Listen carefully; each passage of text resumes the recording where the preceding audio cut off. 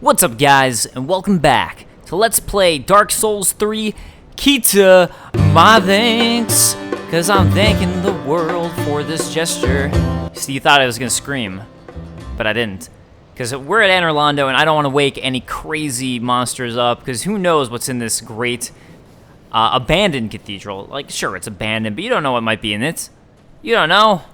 So, back at you guys, and I'm going to point this out for anyone who didn't play Dark Souls 1.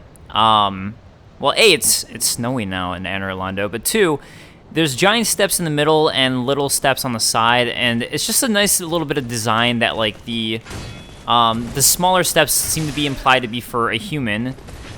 And this Anor is like, a lot of the lords are giants, and there are giants in Anor too, specific giants, who are better at parrying than I am, apparently. But, yeah, I've never been particularly good at parrying these guys specifically. Oh, I was actually meant to be a kick. I screwed up. I screwed up. I screwed up a lot. I screwed up a lot in life. And I let them both out. That's just great. Anyways. Point being that there's a staircase for both humans and giants, and I just think it's a nice little detail, you know? It's those little details like that that make this game so great. And the deaths, of course.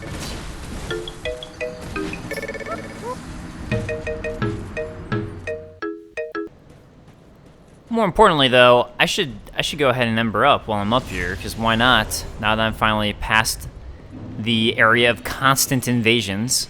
So, I'm finally beyond that. Alright, so what I'm going to do here is actually just draw him back, so I hopefully have a little bit more time with him. There we go. There we go. It was important. Look, sure, I could have just, you know, gone around him and done the R1 smash attacks against him. I could have done that, but sometimes you got to be more than the R1. Oops. Whoops. Sometimes you got to be more than the R1 repetitive. Always the lightning attacks. Those always get me every time. You'd think I would learn by now. See, that time I was waiting for it, and I was slow to the parry, so that's why I don't do it a lot of times, or that's why I mess up on it a lot of times, is because it just always screws up my timing.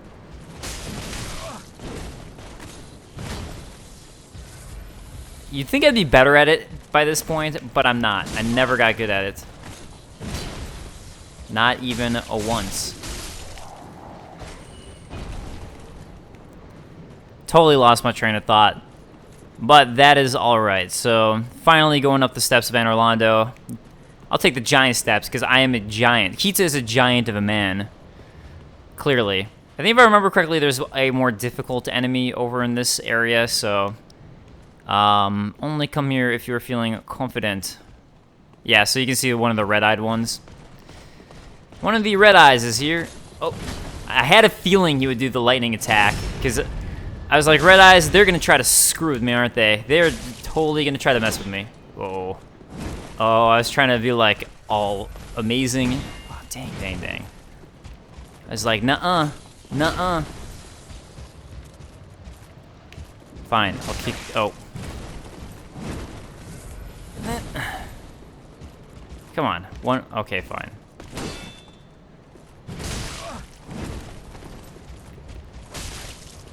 No!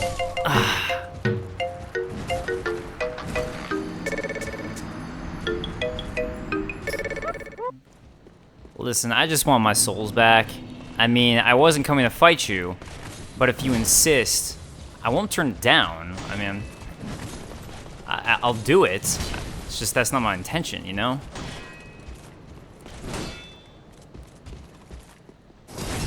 Every time I don't know, every time I miss one of those, I die inside. Like, if I roll around and I don't actually pull off an attack afterwards, part of me is just dead. Alright. Done. Red eyes taken care of. Much harder than the boss of this area. Okay, so you get, for all that, the soul of a crestfallen knight. So absolutely worth it. Ah, money bags. I guess that's you saying that that's all you get? Or that is basically the soul of a crestfallen knight is money bags. I don't think there's anything on this edge, but let's check in case. Yeah, there isn't. It's always worth double checking, especially because it's been a little while since I played. Oh, look at that awesome view, though. It's pretty cool. You see Pontiff Sullivan's cathedral down there. You know, this one door has been driving me crazy, and I wonder if this is going to be related to the DLC, specifically because it stands out so much. I don't know. Actually, it's something I didn't even think about when I first saw it, but now that the DLC's on my mind, it is something that I wonder, because it really does completely stick out. So I'm going to bear that in mind. That's going to be my DLC prediction, is that that's where the activation of it's going to be. So let's do 2016 DLC predictions. It's like predicting for the Oscars or Emmys, right? Except for the Dark Souls version, when you're trying to predict where the DLCs take place. I wonder if anybody actually predicted, and I'm not going to spoil what the DLC is for people who haven't watched the trailer yet, even though I know some people will be watching this after the fact, but regardless, I don't want to spoil anything just in case. But I wonder if anyone actually legitimately predicted it. So here you have one of those same doors opened up, and we find a sad, sad sight. If you played Dark Souls 1, this is the giant blacksmith who is a really nice dude, and he is unfortunately passed away. And we find Giant's coal on him, so it's pretty much confirmation that is, in fact, the Giant from Dark Souls 1. So let's go ahead and look at that description, that juicy, juicy description. It is said that the giant blacksmith of Anor Londo was once the blacksmith of the gods. Give to the blacksmith in the shrine to allow the use of gems for lightning, simple and chaos infusions, coal used for weapon infusion. So lightning makes a lot of sense because that's what the gods use. Chaos, I guess, is what the Witch of Izalith eventually used. That's interesting that that's part of that infusion there. And simple, I don't know. I am but a simple man, so I don't understand these things. I like just seeing the grimed up atmosphere of Anor Londo torn down even further. I mean, don't get me wrong, Dark Souls 1 is already kind of like, it's abandoned, but Dark Souls 3 now we get to see it even more so. Also, I like going up here first just because if you look up, you get to see a preview of things to come. So this is one of those beasts that was in the Cathedral of the Deep.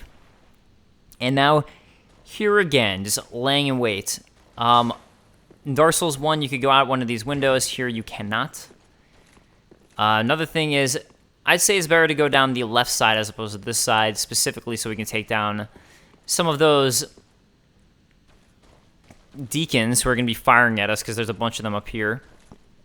Layout-wise, it's kind of similar to Dark Souls 1 in that sense, actually, because Dark Souls 1, there's enemies on the same side of the stairwell, so there you have some even more Dark Souls 1 similarities for all of those of you who look for them, because they're everywhere.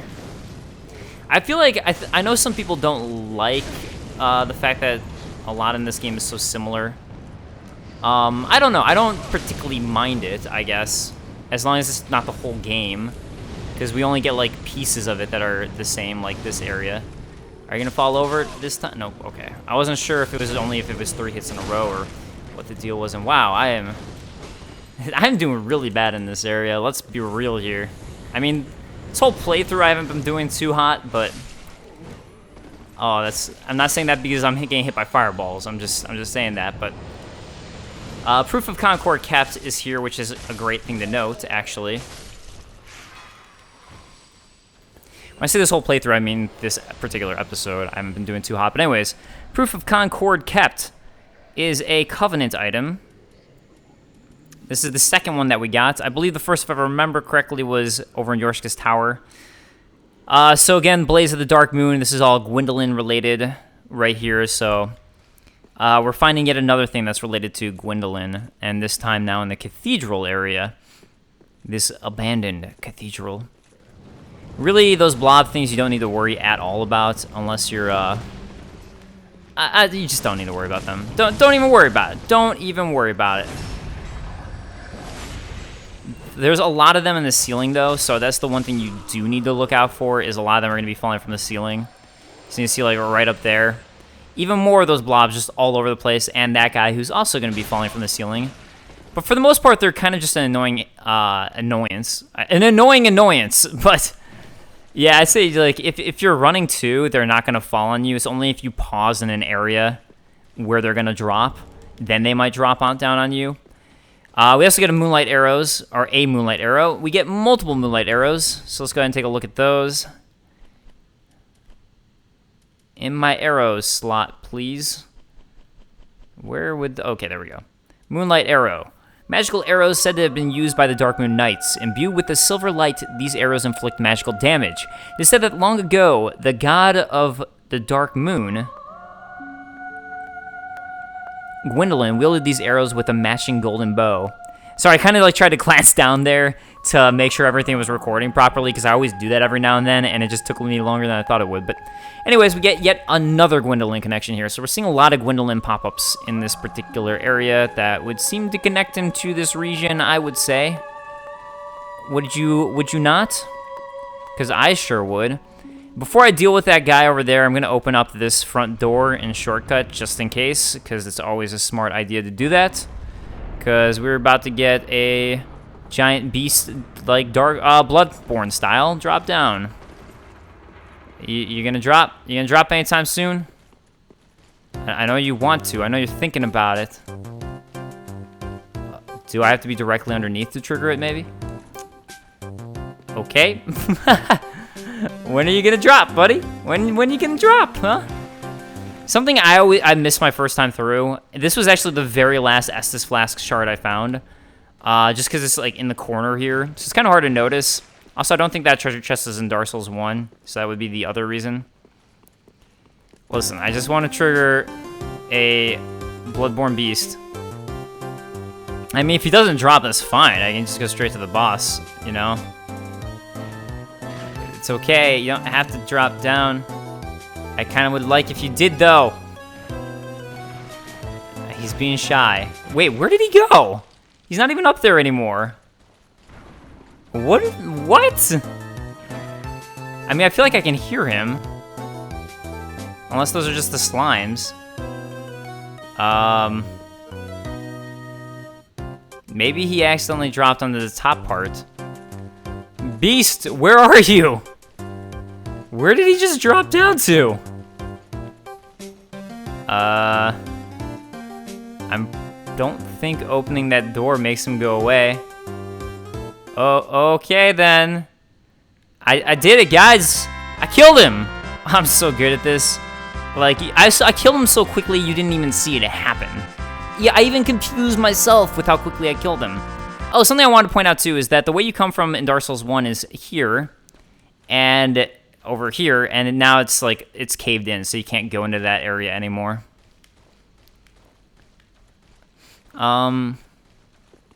Okay, I guess no Bloodborne beast for us, which means that we're not going to get another Aldrich item, which I did want to talk about. That's the thing, I wanted to talk about it. All right, I'm going to go up here and talk about it briefly, what we would have gotten from him. So, all right, let me find my Aldrich Sapphire here. Which was it? Aldrich Sapphire, yep. We've got an Aldrich Ruby from this one. So they both drop one of the Aldrich rings, which talks about he's infamous for his appetite for flesh. Apparently had the desire to share with others his joy of imbibing the final shudders of life while luxuriating in his victim's screams. So that makes me think that if he actually did that with someone, that's when they became one of these crazy beast things. It seems likely to me. But the other thing, too, is that now we're having an Aldrich connection here. So not only do we have Aldrich deacons all over this area, we have one of those Aldrich beasts, and we have and we have a lot of Gwyndolin stuff here, too. So those two things are in the same area. We also have a lot of disappearing acts happening, apparently. So let's go to the fog gate, and we will find Aldrich, Devourer of Gods. We have finally found him. Our quest is over, but he looks like Gwyndolin. So, this is his most annoying attack. So, basically, the way to get away from that is just to literally run away in circles, and you will survive it. Just run away, and that's it. That's it. That's the only thing you need to do.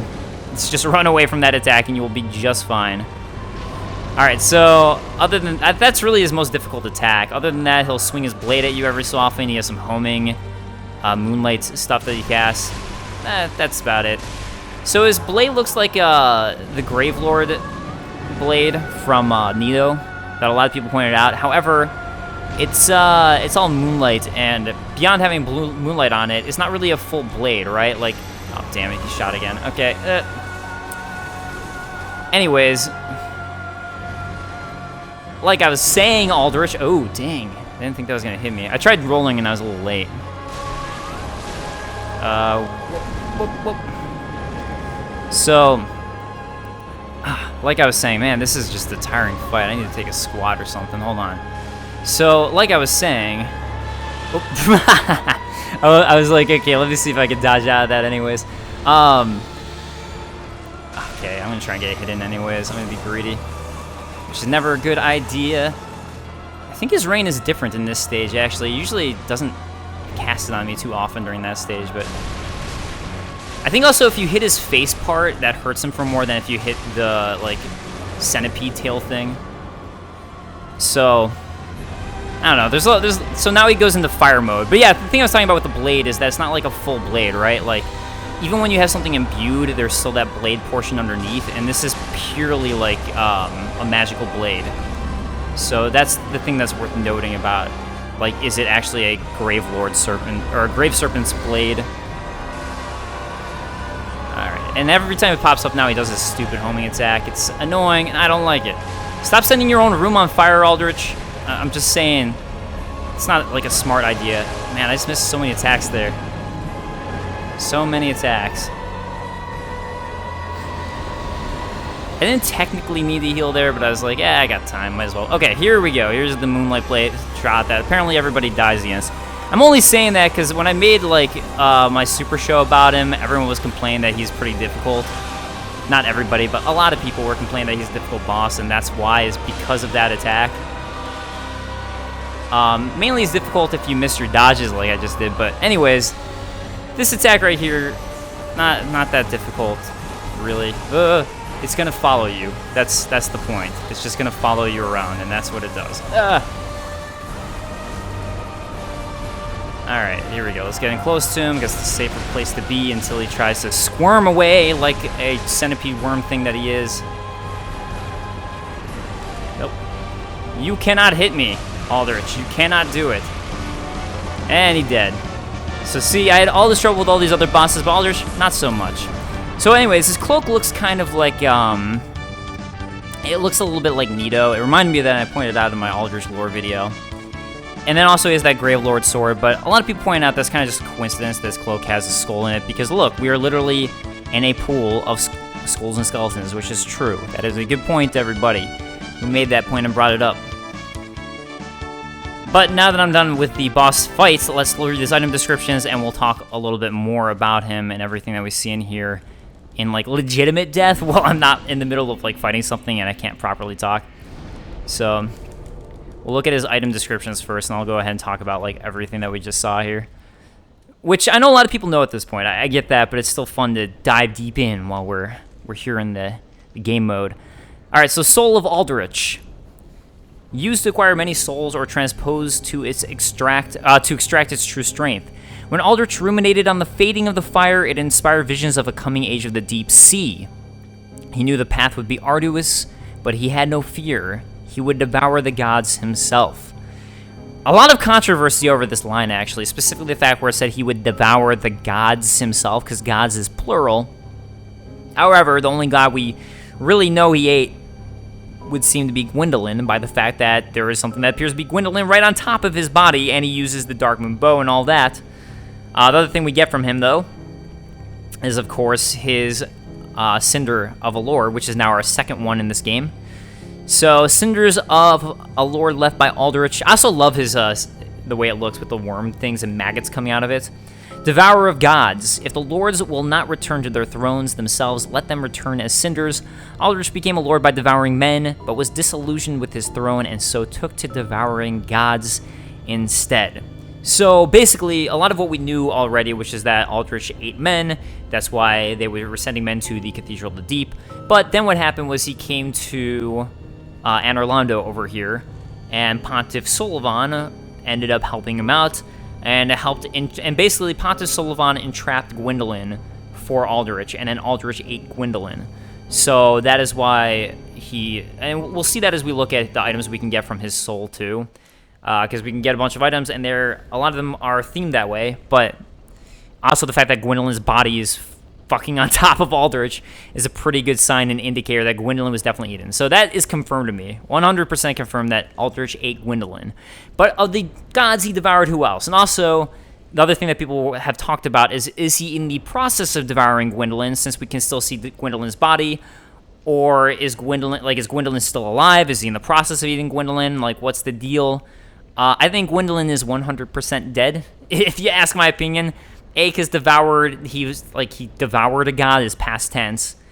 But B, beyond that, it's also the fact that if Gwyndolin is being eaten by somebody, right? If Aldrich is eating Gwyndolin, why in the world would he attack you instead of attacking Aldrich or help you out with fighting Aldrich, right? Like, there's absolutely no logical reason that he would fight you. He would be like, oh my god, I have a friend on my side. Let's just kill Aldrich. Not that he would know you're a friend, but I would just assume, like, oh, maybe this could be backup. I'm all on board for that. And while I'm talking about that, let's see if... Oh, the beast is back. Maybe we can try and fight him. Maybe. Let's see if I can do that while I'm talking about it a little bit more. Just to, double up my progress and everything. And what I'm doing. Ow. I was actually kind of worried that that might happen. Anyways. Hi. You have a ring that I want, and I don't like that you just disappeared. That was very rude. Ow. Ouch. Aha. Uh-oh, uh-oh, uh-oh. That trample attack is kind of dangerous. Actually, he hasn't done too much damage to me yet. It's just the fact that I was dumb and left those fire Aldrich deacons alive, but... yeah, so... Ooh, nice. I got the visceral on him. Die! Me saying I was going to do two things at once didn't end up really happening, did it? Oh, are you joking with me? I got greedy and died because of it, of course. Alright, I'll be back. We'll talk more Aldrich and destroy this mofo.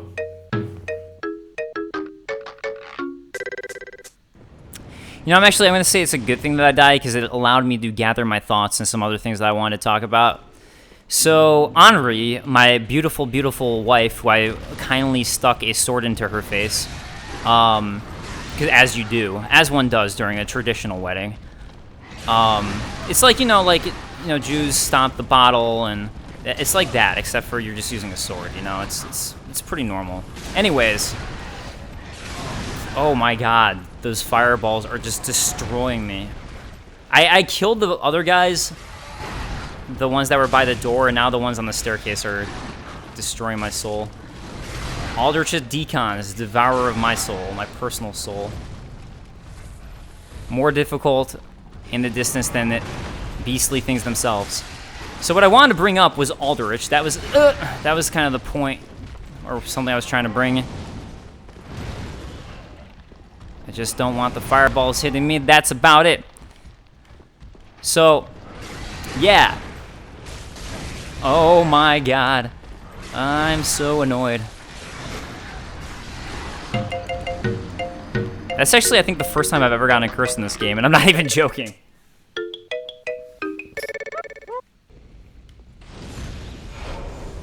Alright, I think we're good this time. I think we're good on the fireballs this time. Alright, so anyways, the thing with Henri that I was going to be talking about, that I keep trying to talk about, is basically, Henri, if you successfully did everything with Henri's quest, right? Like every single portion of it, except for the last part, where I ended up marrying Henri and stabbing a sword through her head. Other than that, like say I killed the person who was following Henri, and here's my Aldrich Ruby, but like say I killed that pilgrim who was following Henri, which would piss off Yuria, but say I did that, right? Or say I did that whole thing where I followed the quest line, but apparently I didn't talk to Yuria to prepare the bride. I'm assuming at least like that would make this also happen. I know for certain if you kill the pilgrim, but I'm assuming also like if I hadn't talked to Yuria to finish it up. Oh, you get human dregs from the Aldrich Faithful, which makes sense. But anyways, basically she's summonable for Aldrich in this boss fight. And if you do that, then you can actually fulfill her revenge quest. And if she survives and you kill Aldrich with her surviving, then she'll thank you and all that, and you have a fully finished quest in another way. So there's multiple ways that quest line could go. It's kind of debatable, as some of you were talking about in the comments, which is actually the positive ending for Aldrich, as we'll talk about when I actually complete the game. I don't know. I mean, right now her face is stabbed in, but regardless, the point is that you can finish your quest line and actually save her. So that is it. Also, something I want to point out about this room that we've already talked about is that there's all the bones throughout all this liquid on the ground. Also, the fact that it's black goop, and it's kind of reminiscent of what's in the Cathedral of the Deep, but now it's infesting here in Anor Londo in the Cathedral, and same with all the stuff and gunk that's in the walls. But not only that, when you look at the gunk that's in the walls, and you look down here, it's those worm things, those maggots that we found not only on Aldrich's corpse there, but we also found those maggots on, like, infesting things in the Cathedral of the Deep. Like, it's in those corpses where it comes out of their stomach, and then the full ones that can infect us with those maggots that hurt us unless we burn it with fire. Something I probably should have tried was attacking with Aldrich with fire, because I do wonder if he's weak to fire, as that would make sense given that all the maggots are. But regardless, he seems to infest whatever he comes near, which is also probably why a lot of people would worship him, is because it's like a giant showering of his power. Because of all the crazy crap he's doing eating people. Here we get the throne room again from Dark Souls 1. It's the same as we saw before, where we have the statue of Gwyn, the statue of Guinevere, and a missing statue, presumably for the first son of Gwyn, because all of the annals of the first son were wiped from history, which would include statues and things like that. Guinevere being the forgotten son of Gwyn. So, yeah.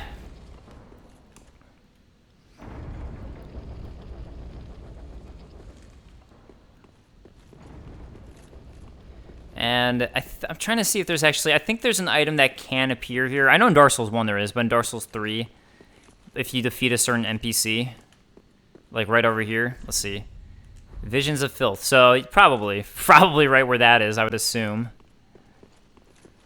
So up top here, this is where we would find Guinevere in Dark Souls 1 through this area. However, sadly, she is no longer here, and that's probably the most depressing part. If I had to sit down, right, and tell you what do I think is the most depressing part about Dark Souls 3, it's that Guinevere's not up here. It's probably the biggest letdown of the game, really.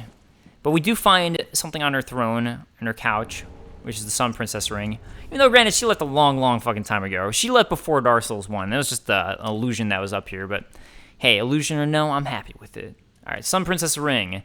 Ring associated with Guinevere, Princess of Sunlight and eldest daughter of Gwyn, the First Lord. Guinevere left her home with a great many other deities and became a wife and mother, raising several heavenly children. Interestingly, here they don't mention the flame god Flan, who was mentioned in Dark Souls 1. They don't bring him up. I would assume they're not, like, taking that away from the lore of the game. But, I mean, it's a lot of what we know, right? That she left but here we have that she had several heavenly children, which I do actually think that's important here, that she had several heavenly children. And that's definitely something to bear in mind now, that we know that she had kids. I would bear that in mind. I think that's the important detail here. Oh, I don't know if I never noticed this before, that there's a Black Knight up there. Statue, I mean, kind of like looking over and guarding. Man, there's something else I want to bring up with Aldrich that I really want to talk about. Ooh, this is going to drive me crazy if I can't remember, because I feel like it was actually kind of an important point. Alright, here's what I'm going to do. I'm going to rest at the bonfire, and I'm going to think about it, and I'm going to quick cut as soon as I realize what it was, so you don't have to wait for me thinking about it. So I legitimately can't remember right now. I apologize. So instead, I'm going to go ahead and level up. And this one is for you. I was told I need to wave from Juan Rodriguez or do some sort of gesture, so let's do my thanks. And she bows. So she does different gestures based on what you do. It's just like the doll from Bloodborne. So if you wave to her, she bows back. I thought she had a different gestures than just that. Oh, there we go. She's laughing at me, jumping for joy. So welcome, host. Yeah, she has a bunch of different gestures depending on what you do. Okay, so let's see. I can raise my dex up a little more, bring closer to... Yeah, this will be perfect, I think. I'm just trying to get my dexterity closer to 40, so that's all maxed out. Farewell, Ashen One. Farewell. I feel so powerful now. Alright, let's go ahead and look at the new items that I can transpose and get all that sweet, sweet lore. Maybe you'll also make me remember what I wanted to talk about before. Let's see. Okay, so You get the Life Hunt Scythe. So, Miracle of Aldrich, Devourer of Gods. Aldrich dreamt as he slowly devoured the god of the dark moon. In this dream, he perceived the form of a young pale girl in hiding. So, basically, as he slowly devoured, again past tense, the god of the dark moon, which would be Gwyndolin, he perceived the form of a young pale girl in hiding, which would be Priscilla, as Priscilla uses the Life Hunt Scythe. And a lot of people think that that's why he can use the Life Hunt Scythe as a miracle, right? It's an illusory scythe here, as opposed to the real Life Hunt Scythe. So that's why people would argue that Priscilla's still alive and that she's not dead. And actually, I finally remember what I wanted to talk about, which is the, I guess what's considered canon and what's not considered canon in the game. That's like a big thing that people have talked about and argued about, but I think I'm going to try to save that for later. Hopefully I won't forget again. But I'm mentioning now that canon and what is and isn't canon, especially with this whole Gwyndolin thing, I think is important to talk about at this point. Other thing we get from Aldrich is the Dark Moon Longbow. Longbow of Dark Moon Gwyndolin, who is gradually devoured by Aldrich. Again, confirmation. Devoured past tense by Aldrich. The golden bow is imbued with powerful magic and is most impressive with moonlight arrows. So there you go. Now. There you go. Aha, that's so. Fine. Let's just see if he had anything new to say, which it looks like he doesn't. We should be able to find a crestfallen friend here soon, though. To be like, wow, you killed Aldrich. Oh my god.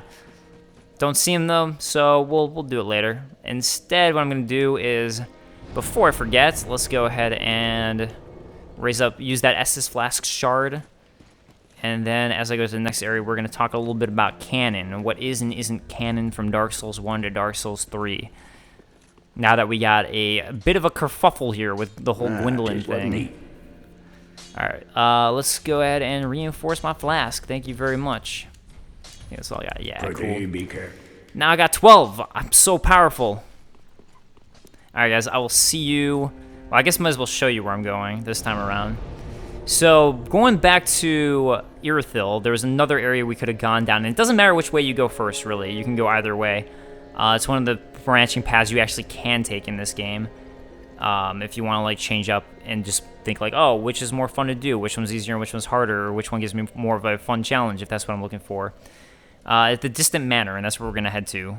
Over by those crazy, horrible creatures. Ugh. Alright, so remember the quest line, something I forgot to do, and I am back here at the old shrine, or the Shrine Handmaiden in Firelink Shrine, is if you remember that quest line I was doing with Cirrus of the Dark Moon, she basically, or the Sunless Realm, excuse me, Dark Moon, Sunless, similar-ish, anyways, Cirrus of the Sunless Realm is that I'd killed that one invader, right? And I was following Cirrus's questline and helping her out. And once you beat Aldrich, you suddenly have a budding green blossom you can buy. And the way that you know that the specific one is special is A, there's only one of them.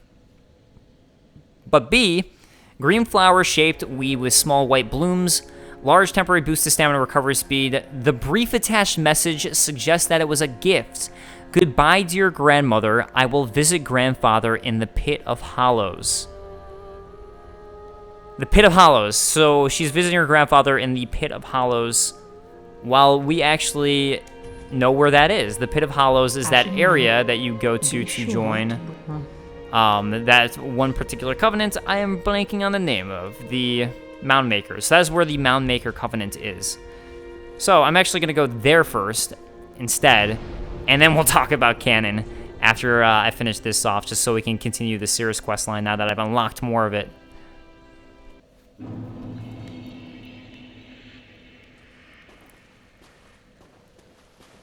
So,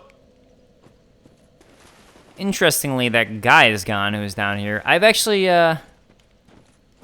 never done this questline before, so I've never properly done it.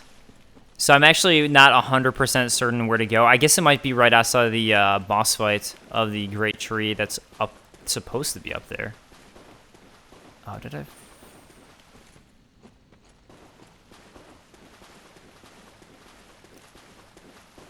It might be just outside the Crossroad Great Root, yeah, fight. So I'm gonna go head up there. Or curse-rotted great wood. Excuse me. Alright, here we go. So, right outside of the curse-rotted greatwood fight, a sign of requesting cooperation. Answer Sirius of the Sunless's realm calling for cooperation and be summoned as a phantom. So, looks like you actually can fight the curse-rotted greatwood, which is interesting, and still do this. I thought that messed up the quest, but I guess not. And here we have Sirius of the Sunless Realm fighting who was apparently her grandfather. Found you. Just as I promised, Granddad. Remember? So, Holy Knight Aldrich is apparently her grandfather, and this is the guy who helps us join the Mountain Maker Covenant. He's probably insane. Whoa, he's hard. Holy crap. All right. Well then. That is news to me.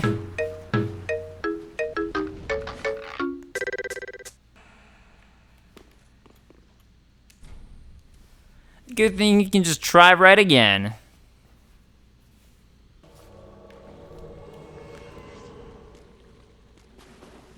I finally. All right, Sirius, let's just do this. It's all good. I get it. You're mad at him.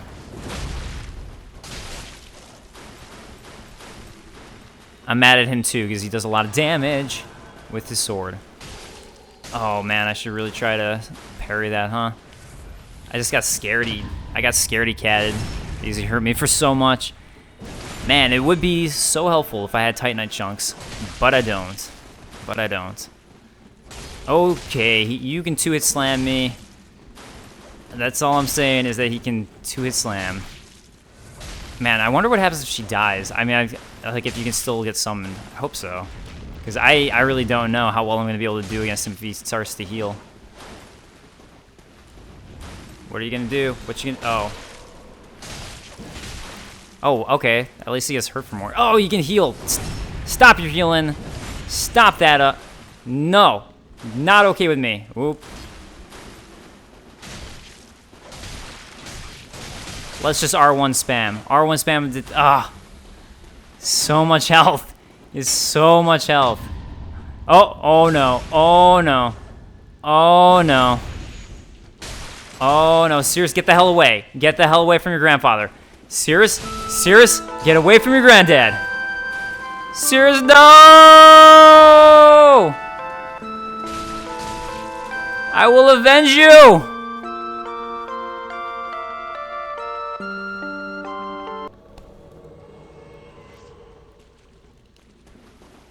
I finally found you.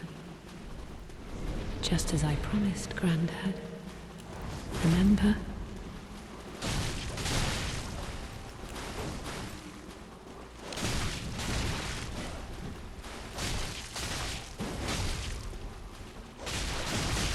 Hey, Granddad. Hey, Granddad. Stop running. Ha ha ha ha ha. Ha ha ha. Yeah. Guess what? Your weapon's slow. I could probably do a decent job of parrying it sometimes, unless you do a roll attack, which I wasn't expecting. But other than that... Oh, no, no. Don't allow him to heal. Sirius, what are you doing? We're not ganking him properly. You can't allow him to heal. Cannot do that. Oh, man. Sirius, I'm disappointed in you. Disappointed that you allowed him to do that. Oh, I just realized how low my Estus flasks are. I guess that makes sense. Since I'm technically summoned.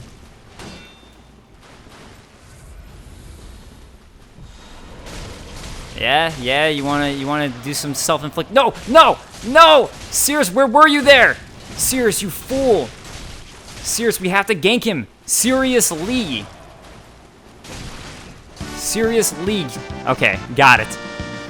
Whew. It's tough when you don't do that much damage. Granddad. Sorry, I just ruined her badass line. Now that is a badass line. As you walk away. Good night, Granddad. See that in every movie. Alright, so let's finish up this Sirius quest line. What you got to say? Oh, there you are. I'm afraid I've involved you in my affairs over a little promise at that. My sincerest thanks for your assistance. At last, my grandfather will rest in peace, and I can die, but there is one last. May I take a vow to serve you as a knight? I thought you said you wanted to die. Fine. Oh, I am most grateful. I, Cirrus, do hereby serve as your faithful knight, wherever, whenever I am needed. My loyalty shall never waver. Blessing of the moon upon your journey. So I'm fairly certain that if you turn her down, you actually get different things depending on what you do. If I may ever be of assistance, I am your knight, forever and true. Blessing of the moon. Alright, I think you can actually buy some of her gear now from the shop, if I'm not mistaken. So let's go ahead and find out if that is the case. Let's see what we got. We got the Exile set, Executioner, Black Iron Helm, Smo set, Elite Knight set, Undead. I don't see it, so I'm not sure. Oh well. Figure it out. We got stuff to do. Especially since the DLC's coming out so soon. We gotta get over to this this next area, the Abandoned Shack. That's not the right place. The Distant Manor. Abandoned Shack, Distant Manor, same thing. Alright, so, as I had mentioned before, the discrepancy with the canon, in a sense. So, basically, in Dark Souls 1, you can choose to kill Gwyndolin or not choose to kill him, right? But it is an option, so that's something you can do in the game. And I think there's another thing in this game that messes a little bit with what could be and isn't canon, but basically what they did was they just essentially made it canon that your character in Dark Souls 1 did not kill Gwyndolin. That's what this is. It is now canon, in my opinion, that you never killed Gwyndolin in Dark Souls 1, as that is an optional boss fight. And I think that's similar with Priscilla 2, where they're talking about, like, Priscilla is still there hiding, and therefore Aldrich got Priscilla's life on Scythe. Because, again, Priscilla is an optional boss fight. And what Dark Souls 3 basically does is it decides to make it so those optional boss fights are fights that the character in Dark Souls 1 never did. Whatever that optional boss fight might be, sorry, you never did it. So, Dark Souls 1, you didn't kill Gwyndolin. I mean, maybe you destroyed the illusion of Guinevere, because that doesn't really matter either way. But regardless, you did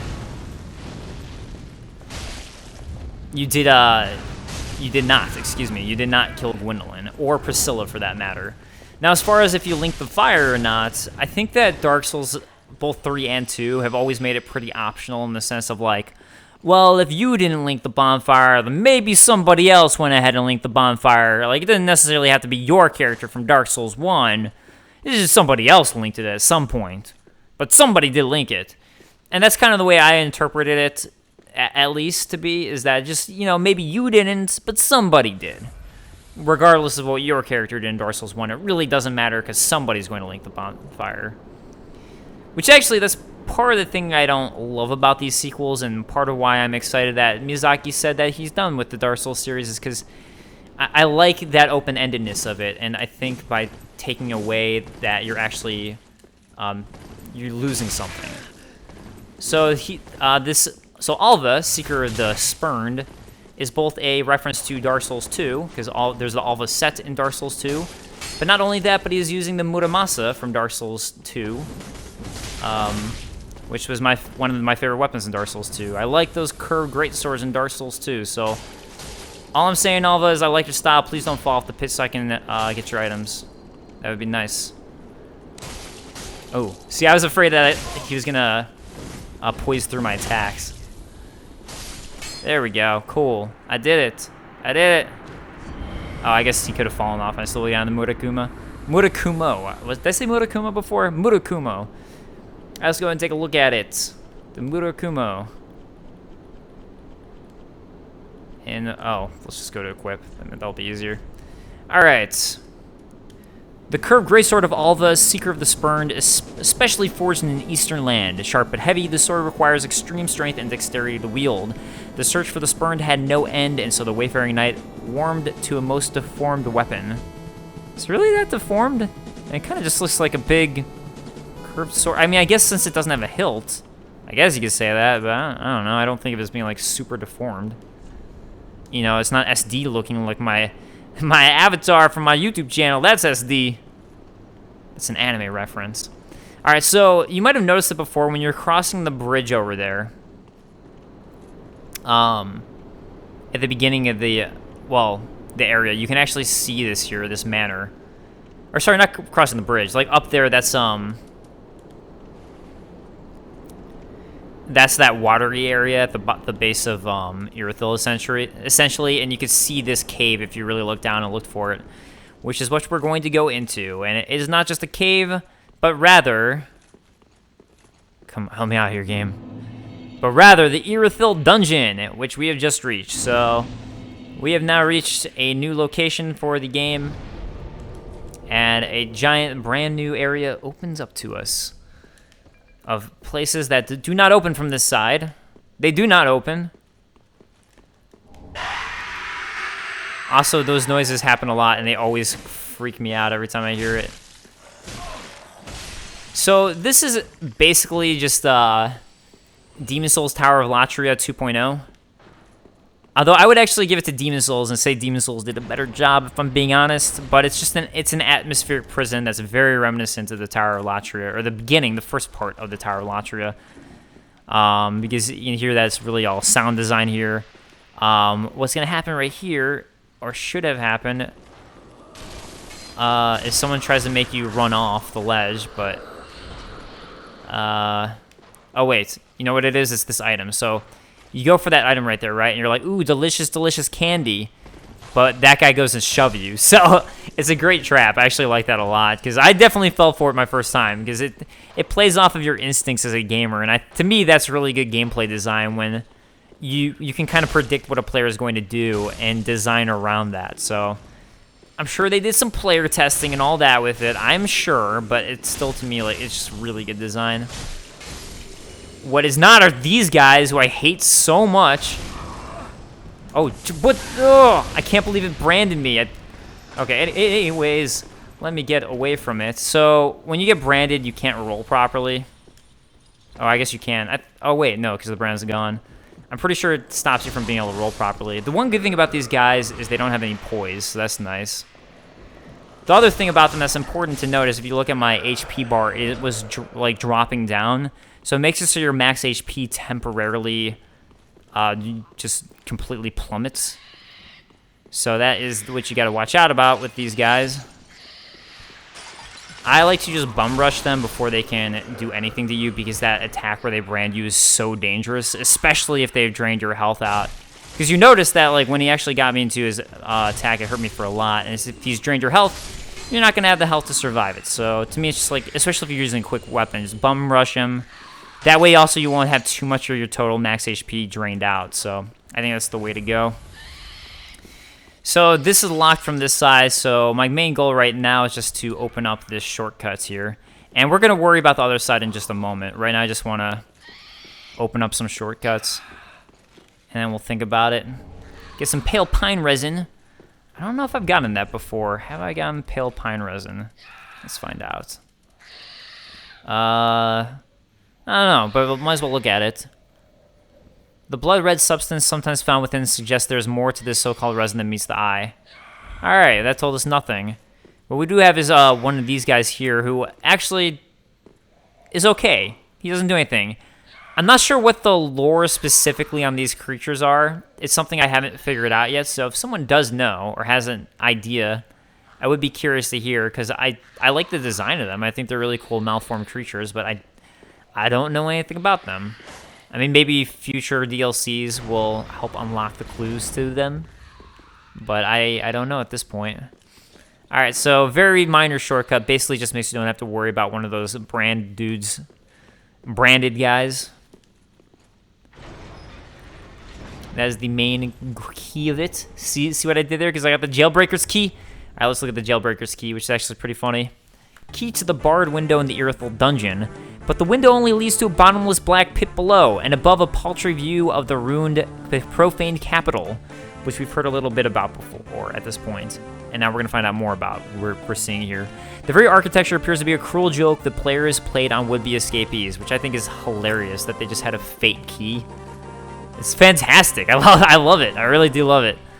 It actually is a shortcut, though, for us. I guess a non-crazy undead psychopath escapee like us would not be able to use it in as strong of a way as we did, and I kind of forgot about this area. That is so it's pretty brutal because there are 3 of these mofos who are difficult as hell.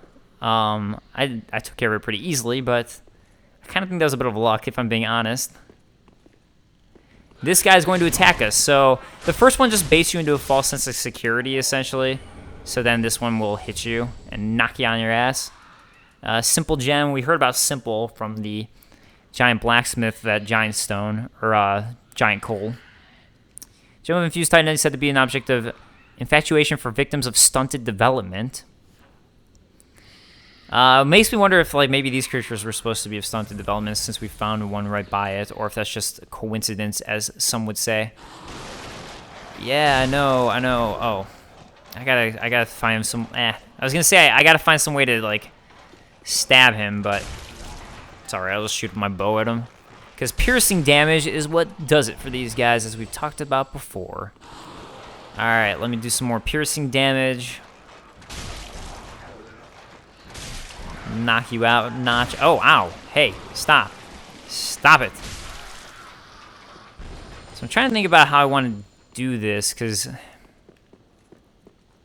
Also, those jailers, I like that there's masks of them all over on these chairs, just because they're kind of disturbing looking masks. Anyways, it's not open from this side. That's an important shortcut to remember, so remember it. Unfortunately, I don't think I have time to get to the next bonfire, but what I do want to do... I knew that guy was there, but I couldn't remember if you run straight ahead, if that makes it so you don't get hit, or if that's the bait, and of course that's the bait. Now they have weapons. Anyways, so some of these prison cells don't really do anything. Also, why are these guys prisoners? I really do wonder that. You can even see the prisoner chain on this guy. I want to know more about them.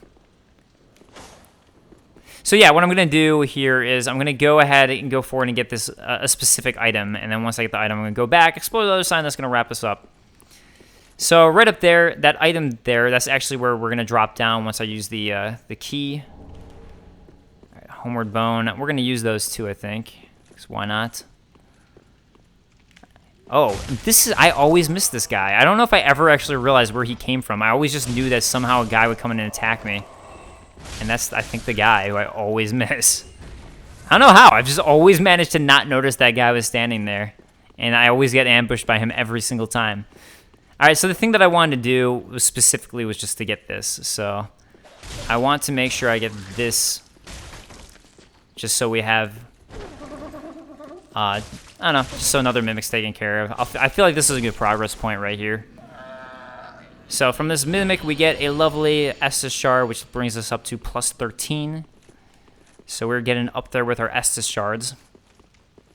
And some of you guys were talking about the DLC, like if I'm going to have time to beat the game or not before the DLC comes out, or what my plan is. I'm not going to have time to beat the game, I don't think, before the DLC comes out. So what I want to do, though, is I want to at least get to the point where I have a bunch of Titanite chunks.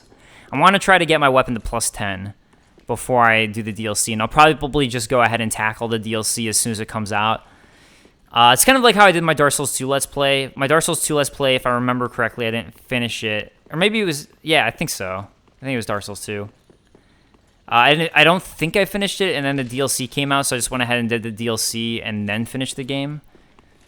I'm pretty sure that's how I did Dark Souls 2, and that's how I want to do this one. Just to make it so... I don't know, just so I can do the DLC and play it as soon as it comes out. Honestly, yes, because it's more topical at that point. I'm going to be a stereotypical YouTuber and make it so it's more topical. But, hey... Sometimes you gotta do what you gotta do. Like shoot an arrow at these worming, writhing guys.